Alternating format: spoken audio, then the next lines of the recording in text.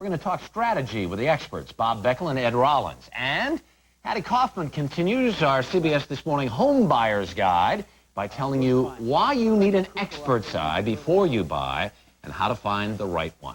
And should advertisements be banned because they are too effective? The Surgeon General says a cigarette campaign should be. But where do you draw the line? We're to be talking with a leading authority on the advertising industry. All right, time now to get down to business with this morning's news. Most of the presidential candidates are in Illinois or Michigan this morning, campaigning for next week's two crucial primaries. Bill Clinton took a giant step toward the Democratic nomination yesterday, winning contests in all 7 southern and border states, plus Hawaii. Paul Tsongas settled for 3 victories in Massachusetts, Rhode Island, and Delaware. Clinton said last night that he now understands why they call it Super Tuesday. He has a strong organization in Illinois and hopes yesterday's momentum will help carry him to big wins next week. Tsongas is not conceding anything after his disappointing showing yesterday. Most observers think he has to win at least one state next week to keep his nomination hopes realistic. For the Republicans, there was just one Super Tuesday winner. President Bush handily beat Patrick Buchanan in all 8 states that voted. The president issued a statement hailing the results as support for his policies. His press secretary said that for all practical purposes, Mr. Bush has now won renomination. Buchanan is ignoring pleas from Republican leaders to get out of the race. He said President Bush is winning votes, but, quote, we have been winning the hearts of the American people. Chief Washington correspondent Bob Schieffer has been looking into what's behind last night's results, and he joins us now. Good morning. Well, thank you, Harry. President Bush, Harry, had one of his biggest nights ever, obviously, but it was not all good news for him by any means, because nearly 40% of the people who voted in the Republican primaries yesterday told our exit pollers that they did not approve of the president's policies. That's not very good news, but the president is not the only one with some problems. Nearly 4 Democratic voters in 10 said they were not satisfied with the current Democratic field. More than half the people who voted in Democratic primaries yesterday said they did so either with reservations or because they considered the person they voted for the lesser of the evils on the ballot. Listen to this one Texas voter. I would probably vote for somebody else if there was somebody else in the race, but Bill Clinton is the man for right now in the presidential race.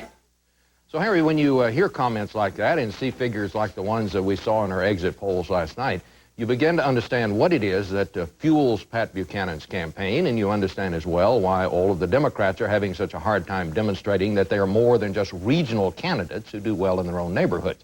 You have to conclude, though, on the basis of yesterday's results, that Bill Clinton now has the best chance, I think, of breaking out of the pack and doing well somewhere outside of his region. But he really hasn't done it yet. Like the president on the Republican side, he still has a lot of work ahead of him. How about this scenario? Bill Clinton wins big next Tuesday, Michigan, Illinois. Is it a done deal then?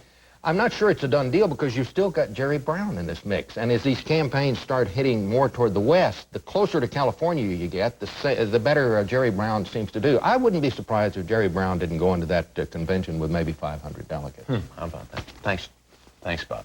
In other news, a North Korean ship believed carrying advanced Scud missiles is in port in Iran unloading its cargo.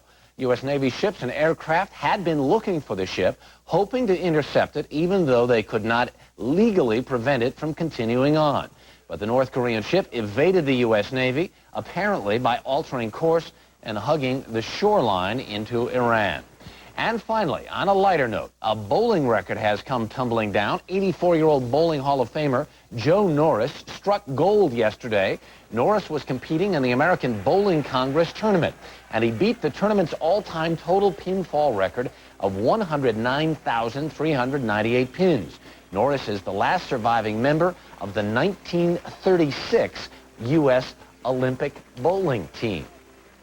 Didn't know there was such a thing. 25 minutes until the hour. Mark's here with our weather this morning. Good morning. Now we do. Duck pins or 10 pins? That's the question. They have duck pins in Maryland. How are you doing this morning? I'm doing great. I have one little Missouri primary factoid for you this morning. Pat Paulson got 1,189 votes, which constitutes 0% of the vote. I bet you if you're 21, you're thinking, who is Pat Paulson? But we still remember him from the sure Smothers Brothers show.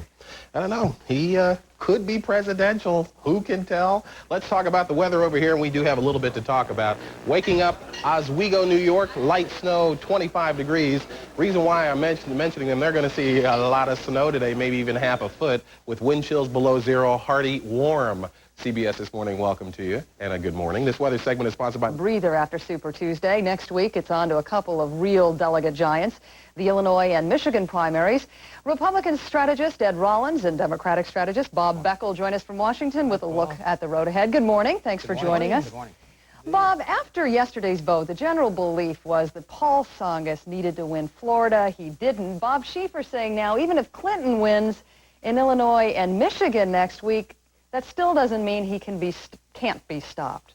What is your assessment? I don't, could he be stopped? Sure he could be stopped. A lot of things could happen. I mean, I remember in 1984, we won both Illinois in the Mondale campaign, Illinois and Michigan, and then Gary Hart went up to trip us up in Ohio and Indiana. We got the nomination. Bob Schieffer's got this view about it. I guess Bob was up very late last night because I'd love to know who he's talking about. But in any event, I think, listen, what Tsongas has got to do now, they almost set themselves up in Florida.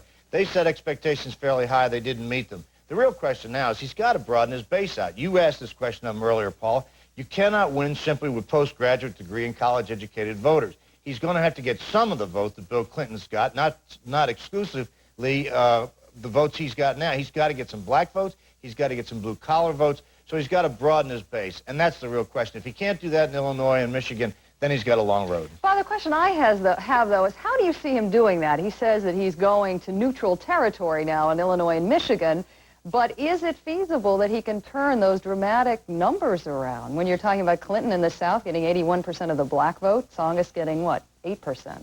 Yeah, I think the real challenge for Tsongas in Illinois is can he win massively in the Chicago suburbs?